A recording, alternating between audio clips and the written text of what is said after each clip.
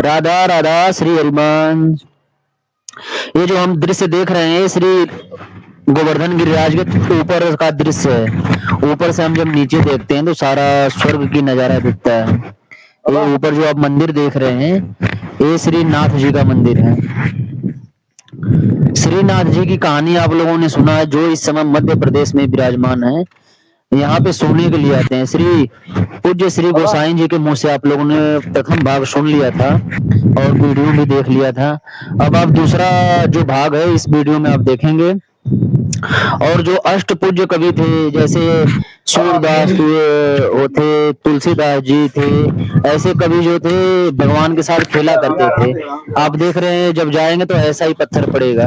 तो हम अब जो है दूसरा भाग सुनते हैं पूज्य श्री गोसाई जी महाराज के मुंह से। कीर्तनों पे हर रोज इनको हंसते थे, खेलते थे, इनके साथ में लीलाएं करते थे और ये वही गाते थे जो लीला ठाकुर जी की देखते थे, इनके साथ में करते थे। जैसे करते थे। हाँ, जैसे कि एक बार सूरदास जी यहाँ ठाकुर जी का रोज कीर्तन गाते थे श्रृंगार समय में। तो गोसाई बालक कहते कि मंदिर में जैसो श्रृंगार हम बनावे, बाबा के नेत्र नहीं भी हैं फिर भी ये कीर्तन गा देते हैं।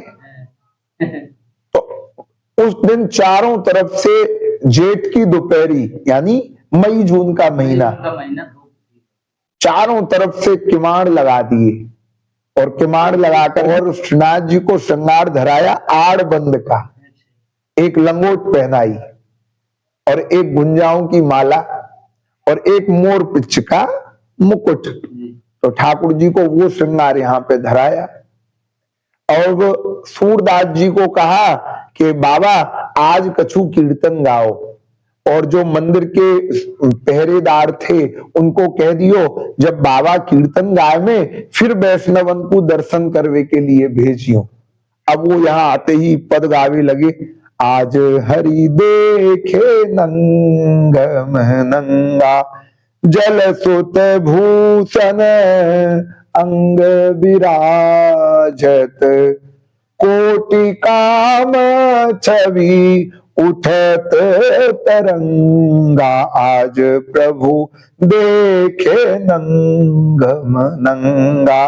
किलकत हसदि मुख लपटावत, किलकत हसदि मुख लपटावत, सूर हसत ब्रज युवतिन संगा, आज प्रभु देखे नंगम नंगा, आज हरि देखे देखे नंगम नंगा, देखे नंगम नंगा, आज प्रभु देखे नंगम नंगा। तो जो वल्लभ कुल के आचार्य थे, बालक थे, वो आए और हाथ जोड़ के बोले बाबा हम तो समझ रहे कोई बगल में बैठे वारो ही आवे, आपके तो घट में ही ठाकुर जी बैठ करके लीला कर रहे हो है। ऐसी लीला यहाँ प्रत्यक्ष ठाकुर जी अपने इन 8 भक्तन को तो प्रत्यक्ष ही दिखाते थे। एक दिन गोविंद स्वामी कीर्तन गा रहे, ठाकुर जी के सामने बादाम काजू पिस्ता और वहां में मिश्री की कंकड़ी मिश्री, ठाकुर जी ऐसे उठा में पस बादाम काजू पिस्ता को खा जाए, अब रह जाए कहा मिश्री। जोड़ते वा कीर्तन करवे बारे में जोड़ते दे में, फिर दूसरी दे में, फिर तीसरी। ठाकुर जी की तरफ वो घूर के देख रहे हो, बोले हम कीर्तन गा रहे तुम हमें कंकड़ी दे रहे हो। तो वो ठाकुर जी देते रहे जब तक वाकू ज्यादा गुस्सा नहीं आ गई। माने एक खींच के और एक कंकड़ी जोड़ते ठाकुर जी में मारी।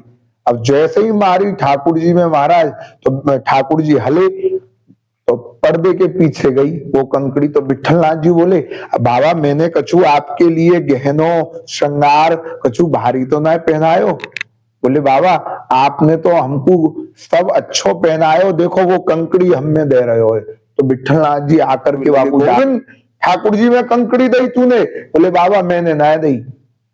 ठाकुर जी ने 8 कंकड़ी दई, आपने कछु ना कही, लेकिन मैंने एक ही मारी और आप मेरे पे खींच रहे हैं।